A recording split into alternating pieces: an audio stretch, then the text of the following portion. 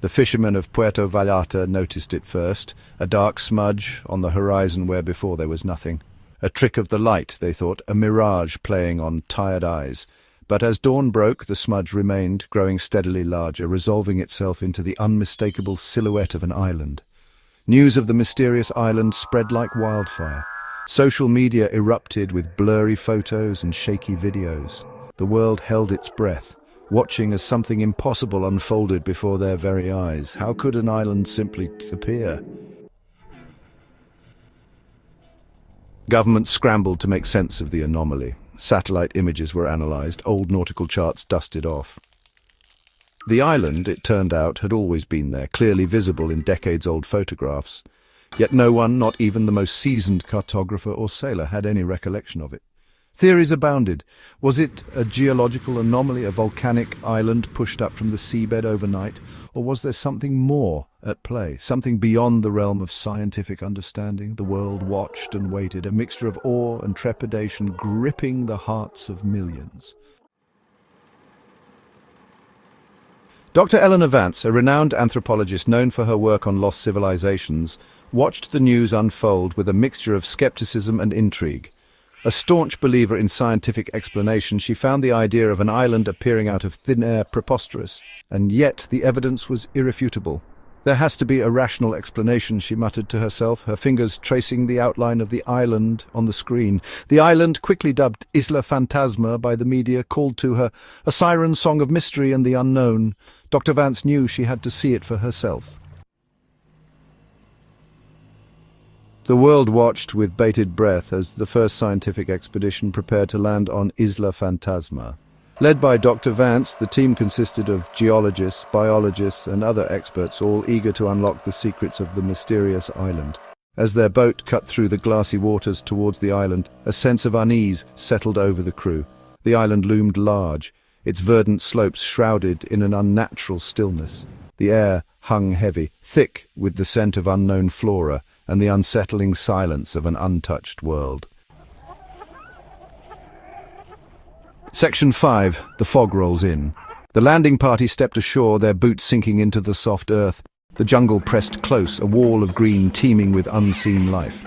A strange mist, cold and damp, began to roll in, obscuring the tree line, muffling sound.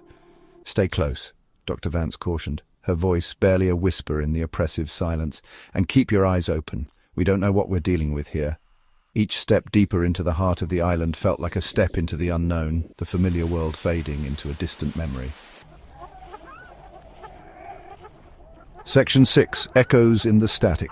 The deeper they ventured, the stranger things became. The jungle seemed to close in around them, the dense foliage creating an almost claustrophobic atmosphere. Every step they took was met with the rustling of leaves and the distant calls of unseen creatures. The team's instruments malfunctioned, their compasses spinning wildly. GPS devices lost signal, and even the most basic tools seemed to betray them. It was as if the jungle itself was alive, playing tricks on their senses. The air grew heavy, charged with an unseen energy that crackled at the edge of perception. A thick fog began to roll in, shrouding the forest in an eerie mist. Sunlight filtered through the canopy, casting ghostly beams that danced in the haze. Then, from the depths of the jungle, a sound, a low rhythmic hum that seemed to vibrate in their bones. It was unlike anything they had ever heard, a sound that seemed to come from everywhere and nowhere at once. "What is that?" someone whispered, their voice tight with fear. The team exchanged nervous glances, each member feeling the weight of the unknown pressing down on them. The hum intensified, morphing into a series of clicks and whistles like a message carried on the wind. It was as if the jungle was trying to communicate with them, sending out signals that they couldn't quite decipher. Dr. Vance felt a shiver run down her spine. She had read about such phenomena in ancient texts, but experiencing it firsthand was something entirely different. The fear was palpable, but so was the curiosity. It was a language, she realized, ancient and utterly alien.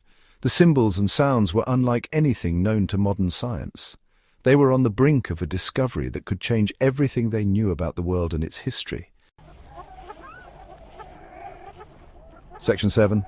The expedition begins. Following the strange signal, the team stumbled upon a clearing. Towering before them, half hidden by vines and creepers, stood a structure unlike anything they had ever seen. It was a monolith, smooth and black, pulsating with an eerie internal light. As they drew closer, the air crackled with energy. The symbols etched into the monolith's surface seemed to writhe and shift, their meaning as elusive as smoke. Dr. Vance felt a strange pull towards it, a compulsion to reach out and touch its cold, unyielding surface. Section 8. First Contact. Suddenly the monolith flared, bathing the clearing in a blinding light. The intensity of the light was almost overwhelming, casting long shadows and illuminating every leaf and blade of grass in the vicinity.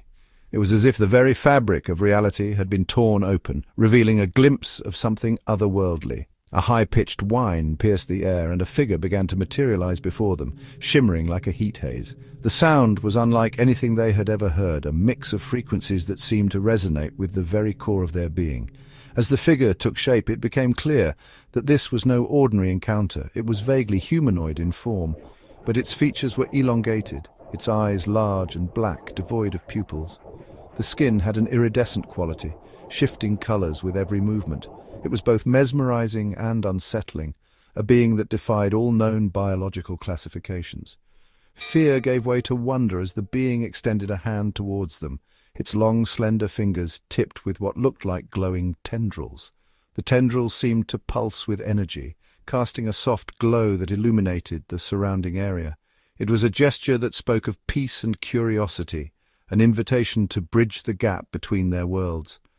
Dr. Vance, her heart pounding in her chest, took a hesitant step forward. She could feel the weight of the moment, the significance of what was happening. Every instinct told her to be cautious, but the allure of the unknown was too strong to resist. Was this first contact, a meeting of two worlds separated by an unimaginable gulf of time and space? The air was thick with anticipation, every second stretching into an eternity. It was a moment that would be etched into the annals of history, a turning point for humanity and whatever lay beyond the stars. Section 9. The Vanishing. The light intensified, engulfing the clearing in a blinding whiteout. It was as if the very fabric of reality was being torn apart, the air crackling with an otherworldly energy. The trees, the ground, everything seemed to vibrate with an unseen force, a power that was both awe-inspiring and terrifying. The light was so bright that it was impossible to see anything beyond it, a wall of pure, unadulterated energy that consumed everything in its path. Then, just as suddenly, it was gone. The light vanished as quickly as it had appeared, leaving the clearing in an eerie silence. The air was still, the energy dissipated, and it was as if nothing had happened at all. The sudden absence of the light was almost as shocking as its appearance, a stark contrast that left the team momentarily stunned. The clearing was empty, the air silent, save for the rustling of leaves. The once vibrant energy that had filled the space was now gone, leaving behind a void that felt almost palpable. The trees stood tall and unmoving, their leaves whispering secrets to the wind. It was a hauntingly beautiful scene, a moment of calm after the storm. The monolith stood cold and lifeless, the symbols on its surface inert. It was a stark reminder of the power that had just been unleashed, a silent sentinel that had witnessed the event. The symbols, once glowing with an ethereal light, were now dark and unresponsive, as if the energy that had animated them had been drained away. Dr. Vance and her team, shaken but unharmed, searched frantically for any sign of the being or the strange energy that had pulsed through the clearing. But there was nothing, no trace of the light, no sign of the being, nothing to indicate that anything out of the ordinary had occurred. It was as if the event had been erased from existence, leaving behind only questions and uncertainty. Isla Fantasma had revealed one of its secrets only to swallow it back up again, leaving them with more questions than answers.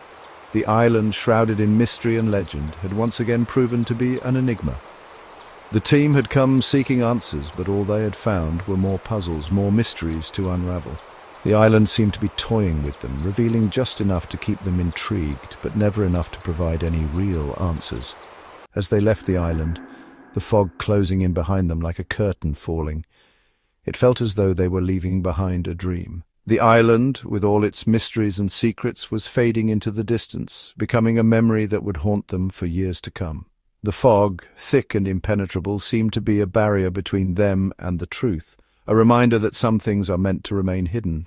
Dr. Vance couldn't shake the feeling that they had been warned, that some things are not meant to be found. The island had shown them a glimpse of its power, a taste of the unknown, and then taken it all away. It was a warning, a message that they were treading on dangerous ground. The feeling of unease, of being watched, lingered with her, a constant reminder of the island's enigmatic nature. And as the island receded into the distance, fading into the mist as if it had never been, she couldn't help but feel a sense of loss.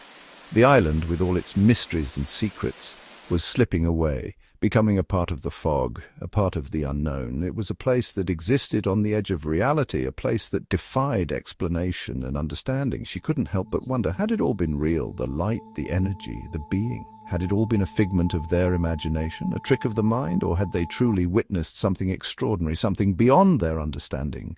The questions swirled in her mind, a never-ending cycle of doubt and curiosity. Or was Isla Phantasma, the island that time forgot, destined to remain an enigma, a whisper on the edge of reality? The island, with all its mysteries and secrets, would continue to haunt them, a reminder of the unknown, a place that existed beyond the realm of understanding. It was a place that defied explanation, a place that would remain a mystery, a whisper on the edge of reality.